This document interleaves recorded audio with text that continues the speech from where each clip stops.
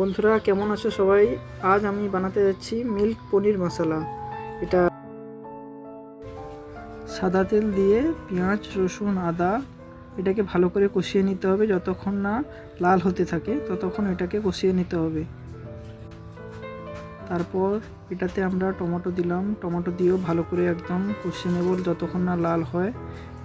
তারপর হলুদ দিলাম, তারপর 1 চামচ শুকনো লঙ্কা, তারপর পনির মশলা দিয়ে ভালো করে কষাতে থাকবো। এটা আমরা যতক্ষণ না তেল বেরোয় পুরো মশলাটা থেকে ততক্ষণ আমরা এটাতে কষাতেই থাকবো। দেখো বন্ধুরা কেমনভাবে কষছে এটাকে। তারপর এভারেস্টের মশলা দিতে হবে।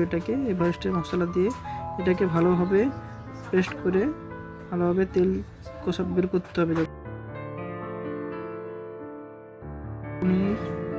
পনির, ফুলকপি, ক্যাপসিকাম, মটর দিয়ে করে ভালো করে যে ভাজা ছিল জিনিসটাকে পুরো সব সবজিগুলোকে দিয়ে ভালো করে কষাবো। কষানোর পর আমরা গরুর দুধ যেটা রাখছিলাম ওটাকে ভালো করে মশলার উপরে ভালো করে কষানোর পর পুরোটা দিয়ে দিতে হবে।